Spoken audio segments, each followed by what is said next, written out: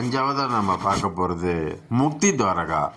இந்த துவாரகாவில் தான் கிருஷ்ணர் பகவான் தன்னோட இருப்பிடமான வைகுண்டத்துக்கு எழுந்தருளினார். இந்த புனித தாம் நவத்வாரகையில் ஒன்று. கோமதி நதி அங்கே தான் கடலில் சேருது.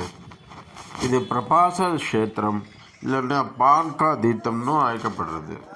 பிரபாசம்னா நன்கு ஒளிரும் அல்லது மிகவும் பிரகாசமான அப்படின்ற மீனிங்கு. ஸ்ரீமத் பாகவதத்தில் சுகாச்சாரியார் அவதாரத்தின் முடிவில் கிருஷ்ணர் தனது உடலுடன் ஸ்ரீ வைகுண்டத்துக்கு சென்றார் என்று கூறுகிறார். மகாபாரத யுத்தத்துக்கு பிறகு மனுஷ உருவில் உள்ள பெரும்பாலான அசுரர்களை அழிச்சதற்காக தன்னை திருப்திப்படுத்தி கொண்ட பெருமான் தனது நித்திய வாசஸ்தலமான வைகுண்டத்திற்கு ஏற முடிவு செஞ்சார். பூமி அன்னையின் சுமையை குறைக்க விரும்பிய பெருமாள் நிகழ்வுகளுக்கு முற்றுப்புள்ளி வைக்க முடிவு செஞ்சார். அவரோட விருப்பப்படி தான் யாதவர்களோட அழிவின் சாபத்தை காந்தாரியும் சப்த ரிஷிகளும் உச்சரிக்க செய்தார். இது என்ன கதைன்னா, ஒரு சமயம் கிருஷ்ணரோட பேரன்கள்லாம் குழந்தைகள்லாம் கடலோரத்தில் விளையாடிட்டு இருந்தாங்க. அப்போது ஒரு சிறுவன் ரிஷிகளை கேலி செய்ய விரும்பினான். அவர் தன்னை கர்ப்பிணி பெண்ணாக மாற்றிட்டு சப்த ரிஷிகள் வரும்போது அவங்கக்கிட்ட போய் இந்த கர்ப்பிணி பெண்ணுக்கு என்ன குழந்தை பிறக்கும்னு கேட்டாங்க. உடனே கோபம் அடைஞ்ச ரிஷிங்க முழு யாதவ இனத்தை அழிக்கும் ஒரு இரும்பு உலக்கையாக பிறக்குன்னு சாபம் கொடுத்தாங்க. அது அப்படியே உண்மையாயிடுச்சு. அந்த மார்வேட பெண்மணிக்கு உலக்கைய பிறந்துச்சு. அதிர்ச்சி அடைஞ்ச எதுக்கள் ஓடி போய் பல்ராமர் கிட்ட சொன்னாங்க. பல்ராமர் ரொம்ப கவலைப்பட்டார். உடனே அந்த உலக்கையை நல்லா பொடியாக்கி துவாரகையில் உள்ள கடலில் வீசி மாதிரி கட்டளையிட்டார். எதுக்களும் அதன்படியே செஞ்சு இப்போ எல்லாம் சரியாக போச்சுன்னு இது அரண்மனைக்கு திரும்பினாங்க. அப்போ பொடியாக்க முடியாத ஒரு இரும்பு துண்டு, அந்த இரும்பு துண்டை விழுங்கிய மீன் ரொம்ப தூரம் போயிடுச்சு.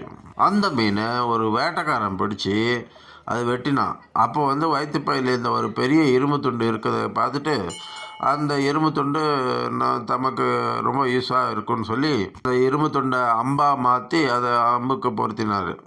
ஒரு நாள் அவர் கடலோரத்தில் சுற்றிட்டு இருந்தபோது அவரோட கவனத்தை ஈர்த்தது ஒரு பார்க்கறதுக்கு பச்சை நிற வெள்ளத்தில் ஒரு இளஞ்சிவர்ப்பு காது மணல் மாதிரி தெரிஞ்சுது அவருக்கு. அது ஒரு மானோட காதுன்னு நினச்சிட்டு 1 கிலோமீட்டர் தூரத்துலேருந்து அம்பு விட்டார்.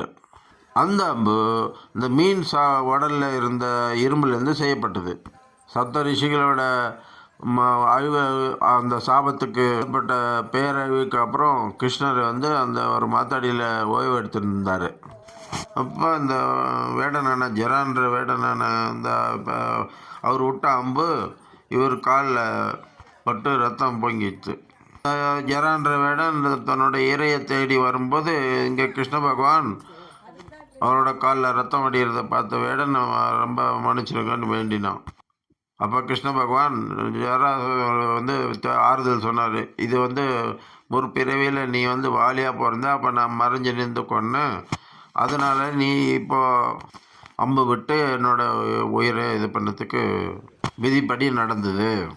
மனுஷனாகவே பிறந்தாலும் தெய்வமாகவே இருந்தாலும் மனுஷனாக பிறந்தால் முற்பகல் செய்யும் பிற்பகல் விளைவுன்றதுக்கு அனுபவிச்சு தீரணுன்றது எதுவாக இருக்கட்டும் தான் இது விதிப்படி நடக்க விட்டது அப்படின்னு சொல்லி அவருக்கு மோட்சத்தை கொடுத்தாரு.